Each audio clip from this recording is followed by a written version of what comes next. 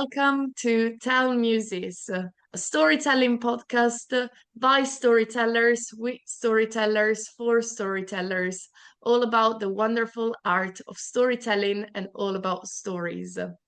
Today, Despina and I are really happy to welcome Omar Belaarej on our podcast. Hello, Omar, and welcome. Hello, Simona. Hello, Despina. I'm very happy to be with you here today. I'm very glad to be with you, and thank you so much for this wonderful introduction. And thank you for having me this with you today. We're excited to have you here all the way from Marrakech, dear Omar. Yes, Marrakech. Yes, thank you so much. Yeah. So, would you like to tell us a few things to us and our listeners about who Omar Belaarej is? Yes, of course. Who Omar Belaarej is? Yeah, this is a good question. So who am I? My name is Omar Belaarej. I am 27 years old. I am a storyteller from Marrakech. I am a master student of translation. I'm studying translation. I'm very happy to be one of the storytellers or one of the storytellers. So that's all I think. Omar, how did your passion for storytelling start? Yes, this is a good question. I love that question. It all starts by chance, by the way. I've never had this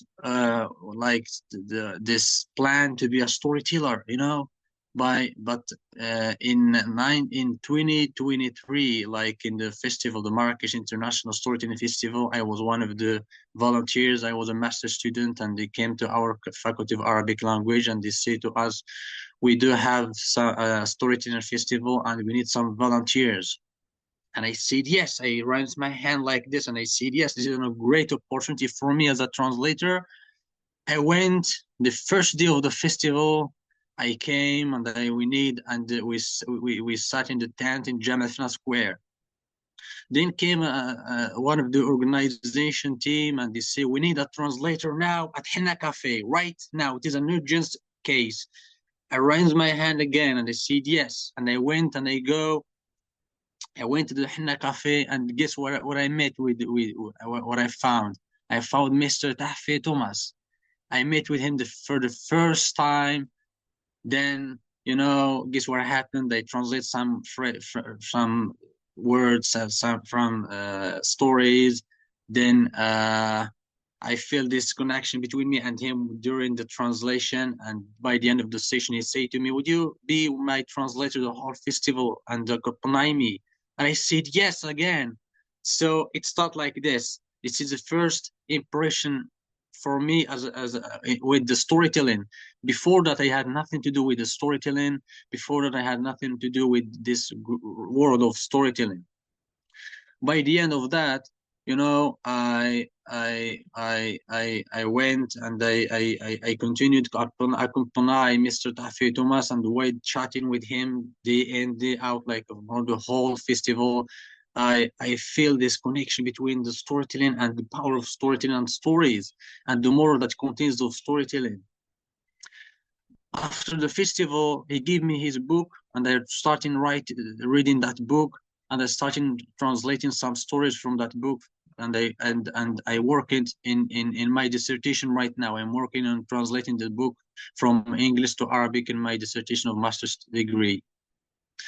After that, there is an opportunity for me to work in a company to translate tales for 3 months, and I work there as for 3 months.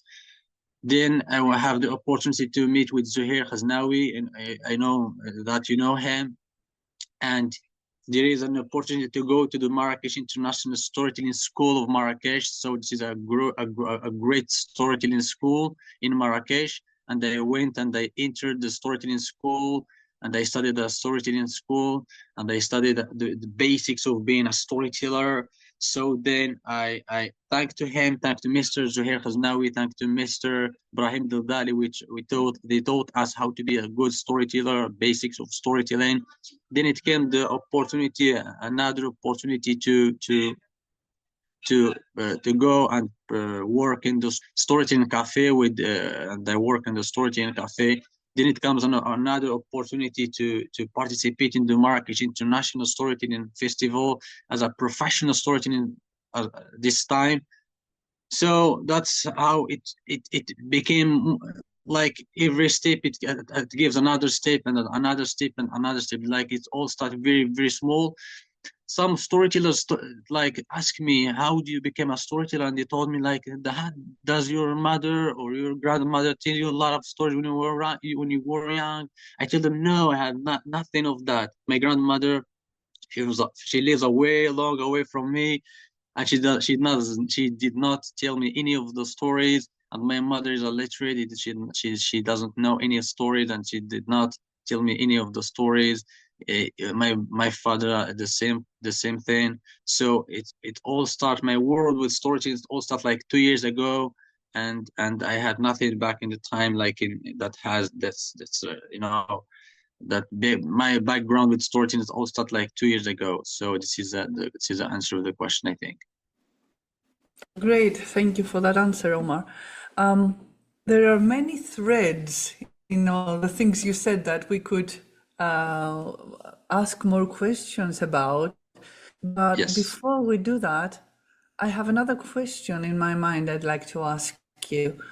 Yes. From my visit to Marrakesh in 23, I found out that Marrakesh has been like the cradle of storytelling for years and years. It used to be traditional art. There were many storytellers, professional storytellers, who made a living out of telling tales. Do you have any memories of those maybe passing through Jemaa el-Fna Square? Do you remember people telling stories there as a kid? No, because my native, like I'm not a Marrakeshi, like I did not was born in Marrakesh. I was born in the region of Marrakesh, like nearby to mountains. So I am a Mazir. So my native language is Tamazight. So as I said, like my relationship with storytelling is not like based when I was young. I did not go to the square when I was young. I did not listen to the storytellers. I did not have this relation between storytellers and, you know, all these things that the normal like storytellers has, like normally. It all started like 2 years ago, like by chance. When I met with Mr. Tafi Thomas, it all started like this. Like the first impression that I had with storytelling, like the first thing that has with the storytelling start with 2 years ago. But nowadays, like if I met with a lot of storytellers because of as I mentioned that I worked with a company of translating tales, so I had the chance, and with the school as well. They brought some great storytellers to the school, and we met with the great storytellers like Rahim Al-Azaliya, like Mohammed Bariz, like Hal Ayoun, like a lot of Moroccan and international storytellers like Mr. John Rowe, Mr. Sif Townsend, Mr. Tahfeh Thomas, a lot of great storytellers, Maria Gillan from Liz Weir. So I met with a lot of great storytellers in the school, sometime in the company that I work with, and sometime in the festival. And the question is like, is there still the storytellers in Jemaa el-Fna Square right now? I don't guess so. No, there is no storytellers in Jemaa el-Fna Square right now. If you go to Jemaa el-Fna Square, I went there like every 2 days or something like that. I went to Jemaa el-Fna Square and I found nothing. I found just like people who has the dance, like people who are singing, people who have like play with some, you know, with monkeys, with the snakes. But storytellers, as the definition that we have, the oral tradition that we know, there is no storytellers in Jemaa el-Fna Square in this time. So unfortunately to say that it's disappearing from Jemaa el-Fna Square right now. Back in the time, we have more than 13 storytellers, and you know that from the book, from the last storytellers of Mr. Richard Hamilton, that he mentioned a lot about this in his book. So it was like it disappearing from 1 year to another year. Like the storytellers in Jemaa el-Fna Square, when someone died, so it goes, all those things goes with him, like a library burns. So there is no like recording, there's no like this, recording or doing something like this in with them. Even if you go and you ask them, because I have this opportunity to work with this company, when you go to a storyteller and you say to them, we want to record something, and you say, no, I cannot record video because you are going to steal my craft, or to steal. No, I just say no. They are afraid of technology. They are afraid of stealing their things, their words, their stories. So it is a little bit hard. By this, we are facing two things. The first thing is that we are losing them when, like a library burns, when someone of them is died. And the second thing is that we are facing something that we don't preserve our past. So this is very, very sad to say that we don't have storytellers in Jamna Square in this time. But we do have storytellers like that they work in private dinners, they work in festivals, they work in some places, specific places. There was another international storytelling festival a year before I came to visit you, before we met, 23. Yes. And this is how it all started. And I remember there was this journalist / writer, Richard Hamilton, who had done some very serious job writing his book about the last storytellers in Morocco. And he had the chance to meet with some of the older generation before they gave up their art due to health issues, etc. And he has recorded some of their stories and gathered them in a small collection in a book. Of course, luckily, I think the most important success of that storytelling festival is that it gave a boost to storytelling. It was a dying art, and now people are interested again, and they see how they can make a living out of the art. So you mentioned Zuhair. We had Brahim Al-Dali here. He gave us an interview earlier. And Zuhair, for people who don't know, is the artistic director of the festival. Would you like to tell us a few things about the school they are running and what you learned there and how people can get into that? Yes, it is an international storytelling school of Marrakesh. Is one of the storytelling school, like the first one maybe in Morocco, or maybe like it is one of the few storytelling school in the world. And we studied storytelling like in the basics.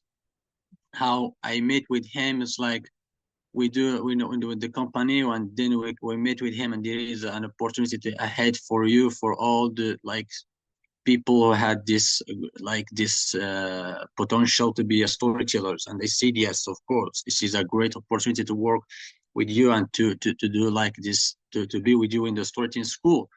And we meet when we go to the school, we had some principles. So you go to the school and we learn the basics. What does mean the basics in the school? You learn how to be a storyteller and how to talk, how to perform, how to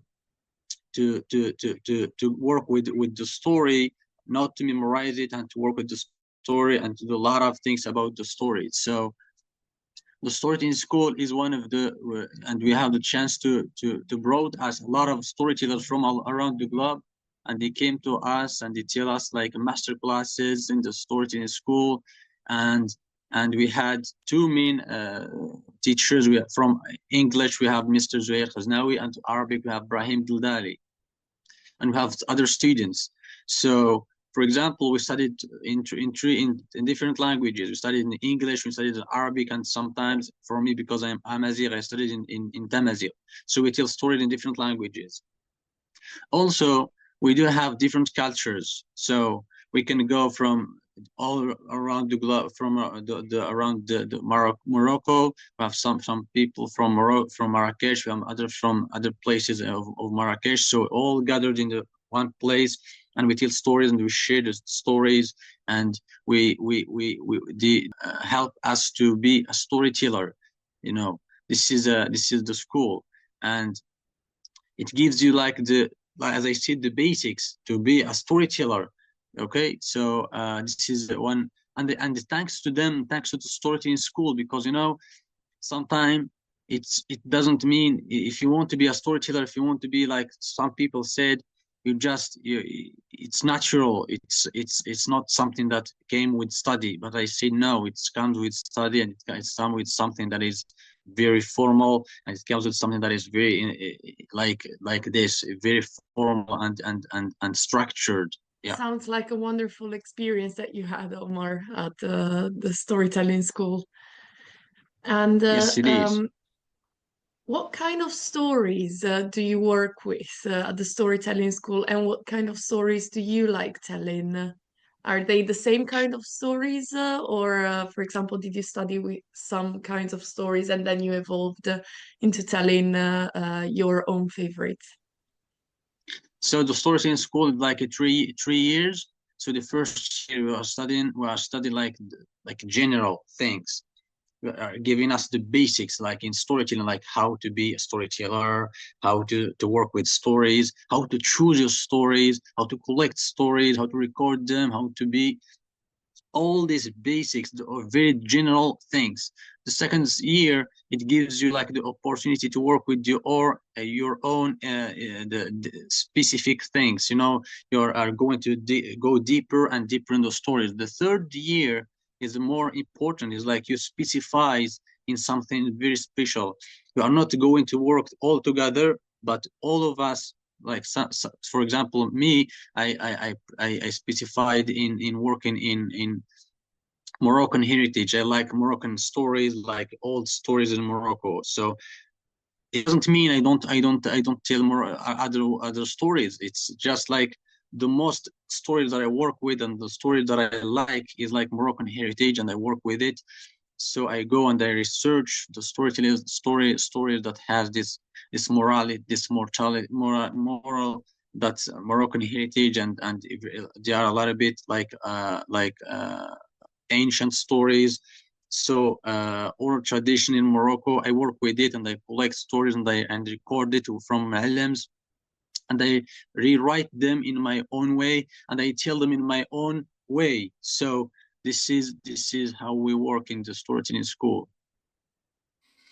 But in the stories that I like, for example, I only work with in a period like in Moroccan stories, and I tell them in different languages and do the translation. For example, I go and collect a story from Moroccan heritage and oral tradition.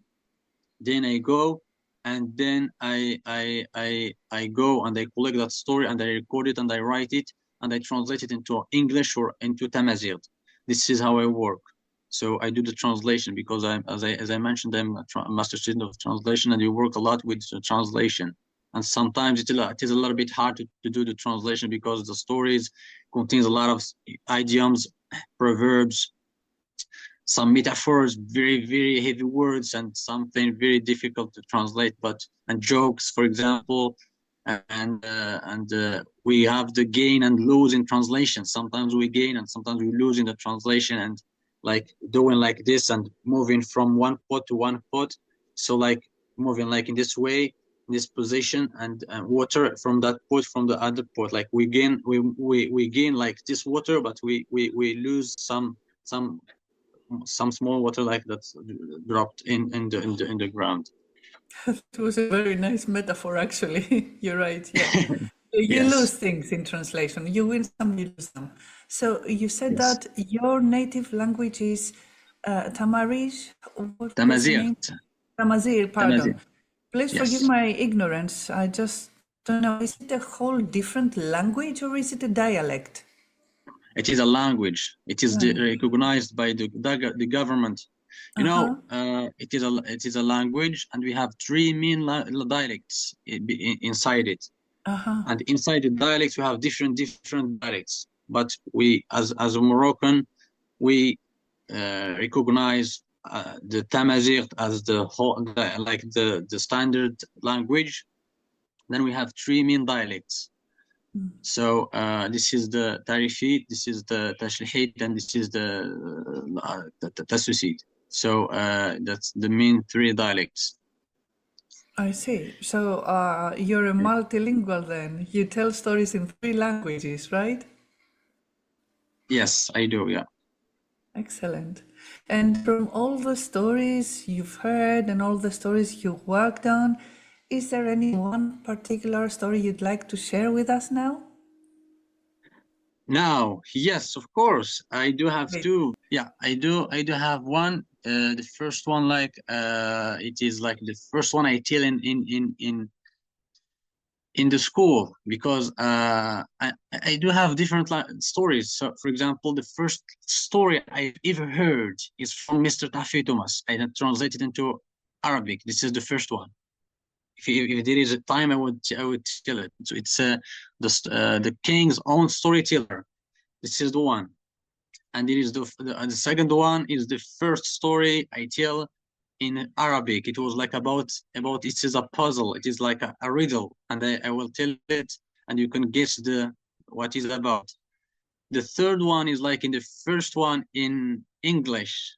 So the three stories, it's like my favorite stories. So this is like the first thing that gave me this confidence, so to go and tell more stories. So you can choose from 1, 2, 3. You can choose, and I will tell one of them. I really like stories with riddles. So if you've got one with a riddle, please go ahead. Riddle. Yes, of course.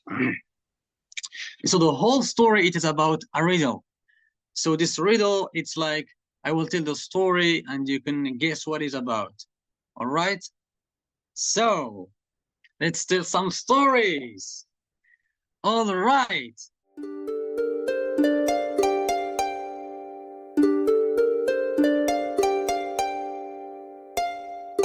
Once upon a long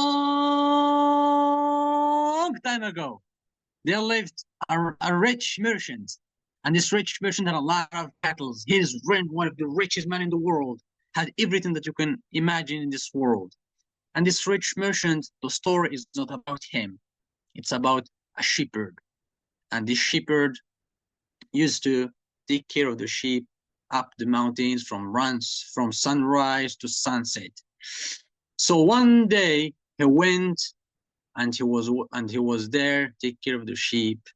So he was there, and he was like grow tired, and he sit under a shade of a tree, and he was taking some dates, and he was drinking some milk. Till he saw a beautiful, gorgeous, wonderful woman coming out from that forest. And he was stand up, and he was fixing her dirty jalaba, and he was like, who is she and where does she come from? And he was like, wow, is that a jinn? Is she a jinn or a human being? He was like very, very scared till he heard something say to him, Assalamu alaikum. And he stood and said to her, Alaikum assalam, my lady, who are you and where do you come from? And he said, calm down, man, calm down. I'm just a human being, and I came here to tell you a story, to tell you something. And he said to her, yes, please tell me. And she said to him, what are you doing here? And he laughed and laughed. And he said to her, I'm the shepherd, and I'm taking care of the sheep. So what are you doing here? You are a gorgeous woman, and you are in this dangerous place. And he said, no worry, no worry. I'm going to ask you something, if you may. And he said to her, yes. Then she asked him something. She asked him that, if I ask you to marry me, would you marry me? Me? Marry you? A beautiful like you? Yes, of course I will marry you. Then he was very happy and excited, and he was like running and he was very, very happy and excited. And he said to her, yes, I would marry you, but before that, let's go to the merchant, that he gives back all the sheep, and he bring my money back, and let's build a house, and let's be together and be with each other. And this is what he did. He went to the city, and he knocked the door very hardly, like this. Open the door, I'm the shepherd, open the door. And then the shepherd, like the merchant opened the door, and he said, it's only midday, and you came what happened? Are you sick today? What's wrong with you today? And he said to him, I am here to tell you that I am getting married. Married? Are you out of your mind? You are all the time up the mountain, take care of the sheep, and now you are telling me that you are getting married? Where did you find your girl? And he said to him, if you don't believe me, you can see her. And guess what happened? Once he saw her, the merchant fell in love with her. And he said to him, no way. This woman could be my wife. I am the sheep. I'm the merchant. I have a lot of money. And look at that shepherd. He has nothing. And he said to her, would you please give me a minute to talk with you? And he talked with her, and he said to her, are you out of your mind? Marry me instead. I am very rich. And she said to him, yes, I would marry you, but inform the merchant, the shepherd.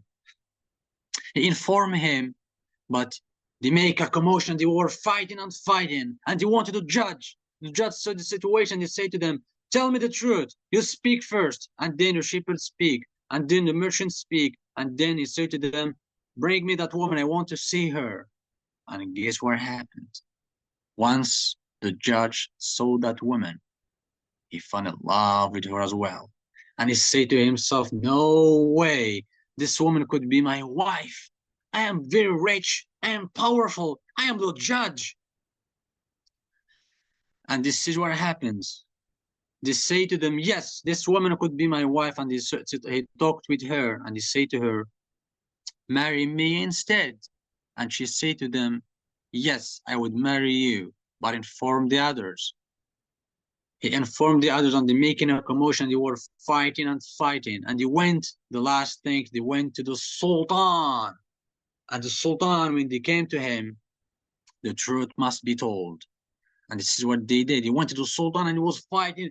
Your Majesty, I found that you want to take it away from me. The shepherd speak, the merchant, the judge. And then the Sultan said to them, you are fighting for a woman? You are my people, and you are fighting for a woman, the whole people fighting for a woman? Let me see that woman. And guess what happened? Once he saw that woman, the Sultan as well fell in love with her. And he said to them, no way, I am the Sultan. I am the powerful man in this world. I am the powerful man in this land. This woman, it's my wife. And if you don't like it, you get out of my place. And they making a commotion, they were fighting, no, and they all shouted, no, I will never, yeah, I found it. The shepherd said, I will found it. The judge said, no, it will be my wife. She accepted me. And then the woman sit in a corner, and she was like laughing and laughing. And she said to them, oh man, look at you. You are fighting for me, and I am here. Just ask me, and I have the solution for you. And all of them in one voice said, yes, please give us the solution, please. Then she said to them, she drew a line, and she said to them, you stay here. And she walked 10 steps ahead, and she drew another line. And she said to them, in a count of 3, I would run. And the first of you who catches me, it would be my husband, and I would be his wife. Is that clear? Is that a deal? And all of them in one voice said, yes. The shepherd was very happy because he is all the time ahead of the goats, and he was like, yes, this is my opportunity, this is my chance. But the Sultan is a little bit old man. He said to himself, oh my God, I will try my best. By the end, in a count of 3, 1, 2, 3, run! And she ran. In the diwan, no one catches her. Out of the diwan, no one catches her. In the palace, out of the palace. In the Medina, it was like a midday, an evening. The young man, the old man, women, man, poor man, rich man, all the people in the land was like chasing her, and no one could catch her till now, ladies, and no one could catch her. And this is the puzzle. This is the riddle. What is the thing that all the time we are chasing and would never catch her or catch it?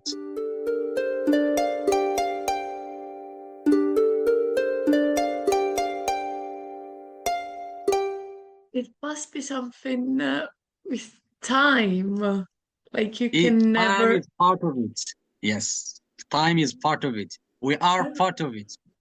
I was thinking of happiness, but some people, Yeah, some happiness is a part of it. Yes.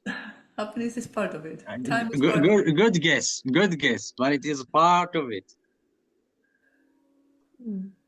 Oh, well. Listeners, what do you think? What could it be? What could this woman represent? Everybody's running Yeah. after her. Nobody can catch her. I'm thinking about a connection with a story that from the Norse mythology, where Yeah. I don't know if you're familiar with this story. There's the Loki and Thor, two of the main divinities, and one of their helpers, Thialfi, and they visit the giants.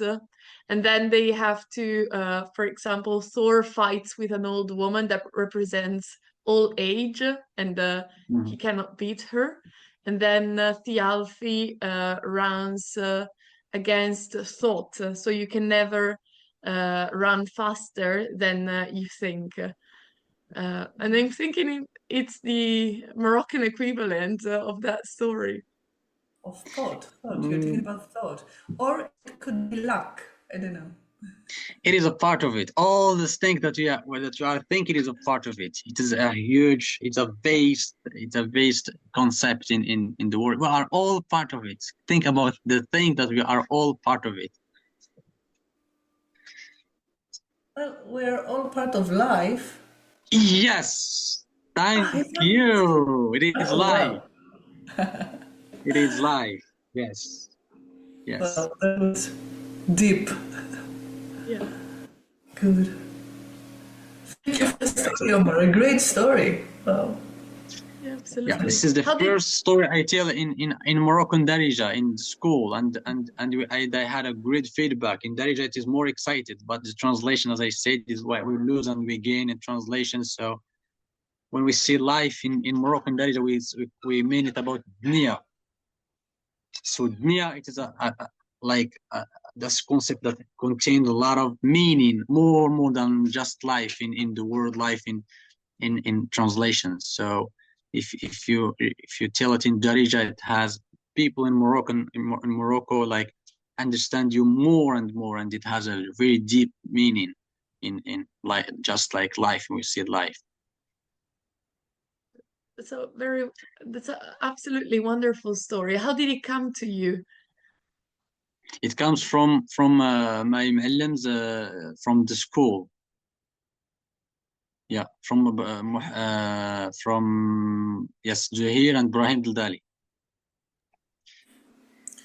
So you're given a story to work with, is that right? Yes, we gave us the story. Like we have like the session. How I will explain you how we work in the school. Like we have the Okay. story, we have the session. We come and we see we have today a story, and we tell us the story, and we all listen to the story, and we record it, and we listen, and we record the story, and any one of us go home and work that story in his own way, new words, new expressions, new how, and you perform it in front of the other students. We come the other day, and we select some of us, the teachers, so select two or three of us, and they say to us, you go, Omar, for example, and you tell the story, and they bring my story and my new words, my new phrases, my new like sentences that I use in the story, proverbs, idioms, and some metaphors, and something that I add to the story, the real story, and I perform it in my own way, and they give us a feedback. You say this, and you see that you probably not to say this, you probably not to see that you are good in this movement. For example, your posture should be like this, your voice should be like that. So by this feedback, we give us this opportunity to advance in the process of learning. Well, that's great. They're doing a great job there. Well, Yes, that's how a storyteller gets to develop their own personal style, I think. And also, by watching other storytellers tell, you catch things you like and then yes, try them out yourself and see what works for you and what doesn't. yes. For example, when sometimes I use like once upon a long, like I make it very long, like Mr. Baba C. So this I like it from Baba C. From in my in the show that I gave in storytelling cafe. Sometimes I use it after I make it long time ago, and people love it. And I said, yes, this is from Baba C. This is not mine. And for Yeah. sometimes you use like a style in your movement, or for example how you, but are not going to imitate the storytellers to make your own style, but you like something very specific and you use it. But the work that we did in the school is like you are the storyteller and you have your own style, so make yourself, you need to be yourself. You need to to like, how to say that, to just to be yourself as a storyteller, and it will come with like this, and you just see the way it is. Like, be yourself and you will become a good storyteller. That's the way it is in school. Yeah, it's true. When I said that we are imitating other storytellers, it's not like that. We're getting the whole style of one person. It's the little things, the little details that do make the Yes, difference. yes, And after all, as you say, it has to come from within, otherwise it's not real. yes, of course. Yeah, I completely agree with you. Yes. So would you like to tell us a few things about the work you have been doing at the World Storytelling Cafe? Yes, of course, I will. So the World Storytelling Cafe is like, the concept of Storytelling Cafe is like, I do two works. The first one is like I serve people as a normal, like a server. I serve people. The second one is I tell stories.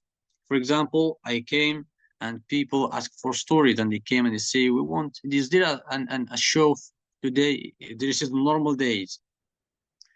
And I said, of course, yeah, we do have storytelling. And they sit down and they have a drink, and then we can tell one story or two stories. This is a normal day. We don't tell a lot of stories, and we don't tell with the clock. We don't tell with the outfit. We just normal outfit like this, I just tell stories.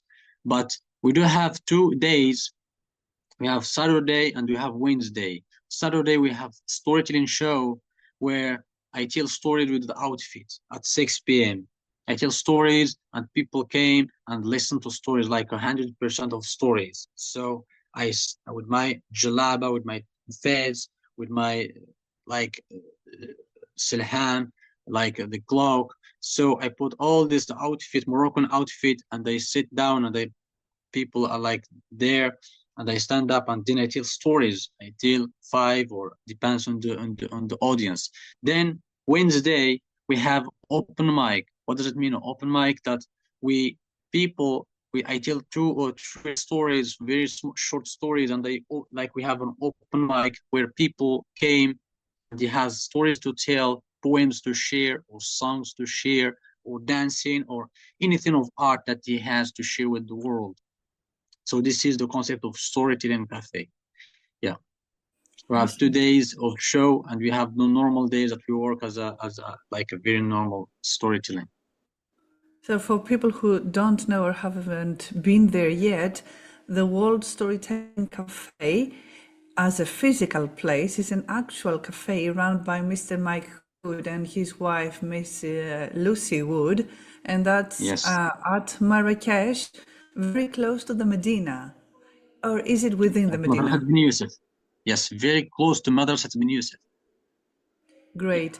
And then there is an online sport that's that goes under the same name, worldstorytellingcafe.com. And this is an actual online venue, let us call it, run by Mr. John Rowe, who does this whole hosting of different events.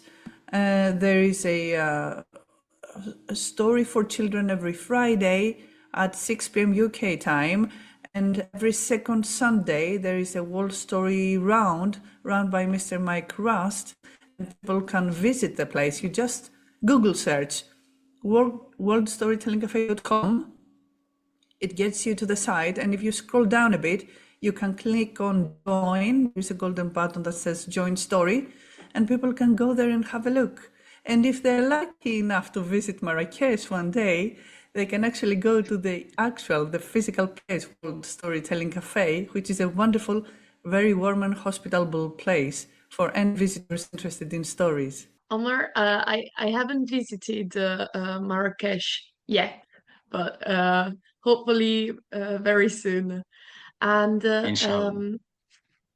so I was thinking about our interview with Brahim, who we had here on Tell Muses in one of our first episodes.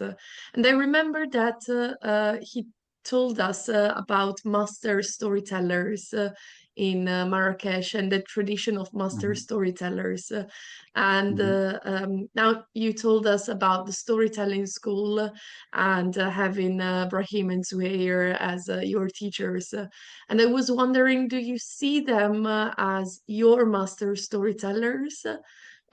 Or so your masters, or is it um, a different way of rapport that you have with them? Yes, of course, they are my masters because we do have two kind of masters. We have the masters and we have a master of a master. For example, I have a master that is Mr. Brahim Dildali and Mr. Zuhair Khaznawi. They are my masters. And we have master of a master like Mr. Tafi Thomas and Mr. like Azaliya that I have now because I work with Mr. Azaliya as well, and he gave me some stories and I work with them today. Like we have like every Tuesday, I meet with him and he gives me stories and I work with it. And the following Tuesday, I go to him and I see the story, I work with it, I do the translation. So what do you think about this? And he gave me some insights, he gave me some feedback. He is a master of a master. Brahim Dildali and Zuhair Khaznawi will never forget their efforts and the thing that they gave us as a masters. So they are my masters, the first معلمs. They are the Zuhair Khaznawi in English and Mr. Brahim Dildali in Arabic. Yes, that's true. Yeah. It's very interesting. And I was wondering, Omar, would you like to tell us another story? Because you mentioned three stories that you were Yeah. interested in telling us. Would you like Yes. to tell us another one? One of the two that you didn't. Okay, so the two of us that read. Okay, we have the first one from Mr. Tafi Thomas, and we wish him a speedy recovery because he had surgery right now and he is facing some hard time, and we wish him a speedy recovery because he is like a spiritual father to me, Mr. Tafi Thomas, because we did not spend a lot of time together, but the small time that we had and the chatting that we had, we we we like we had this connection. So it's all about this connection. It doesn't matter how long you spend with someone, but even if it's a very short time, but this connection, this deep connection that we had. So it is a good thing for me, and it helped me a lot in my storytelling process. And he was the first one who he gave me the insights or advices for or being a storyteller. And all the time he said to me, if you want to be a storyteller, you need to listen, and listen is more important than speaking because we have two ears and one mouth. This is one of the good expressions that Mr. Tafi Thomas all the time explained to me. Okay, so I'm going to. It is a little bit long story, but I will make it like a very short, not very short, but I will make it a small one, very short, small one. So the story goes like.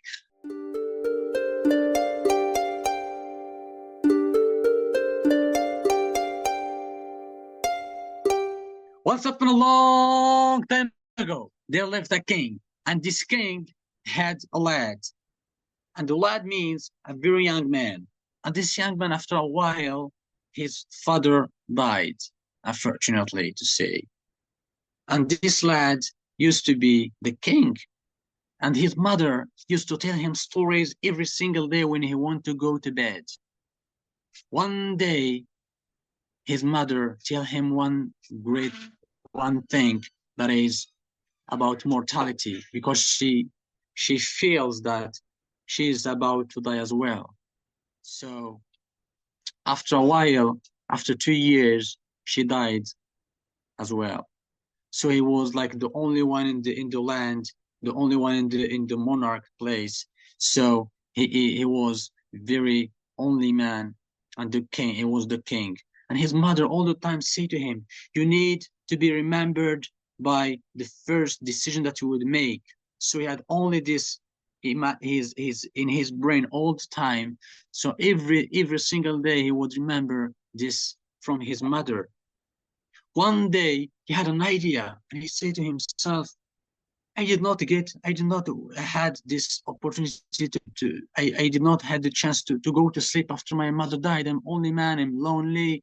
So he had the chance to make this decision, and everybody in the land would heard it, is that to make the king's own storyteller.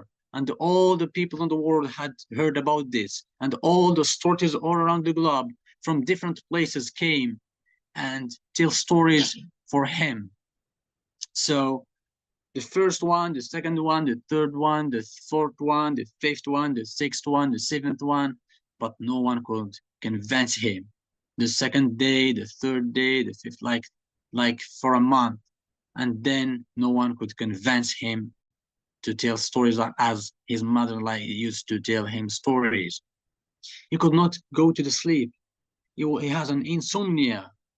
One day, one of the gardeners that work in the garden there, he was a little bit wise man, a little bit old and wise man. He said to him, "Would you please give me an opportunity to work to do like a story, to participate in this storytelling, like in competition?" And he said to him, "Yes, of course." And then he participate, and guess what happened? In the half of the story, he fell asleep. What? He fell asleep, and he was running to his home, and he was like very scared, and he was like, he said to his wife, the king have fall asleep. He must be killing me right now. He's supposed to very excited, and I tell him the story, and he fell asleep. And it was like 2 minutes ago. The guardians knocked the door. Get out. The king wants you right now. What, me? And he was very scared. They bring him to the king's palace, and then they tell him the story, like, what happened? I fell asleep. So when he tell him that he fell asleep, he said to him, "No, thank you. Don't you know that for like a whole this, when my mother died, I've never fall asleep because I had insomnia, and because of the way you tell me the story. Thank you. You were telling the story like my mother has told me. Thank you, because before that, after my mother died, I've never had a story. I've never had a sleep, and because you tell me that story the way my mother used to be telling me the story, the storytelling, or this job is yours." And he gave him that job, and he became the king's own storyteller, and he lived happily ever after till the end of time. And this is the end of his story.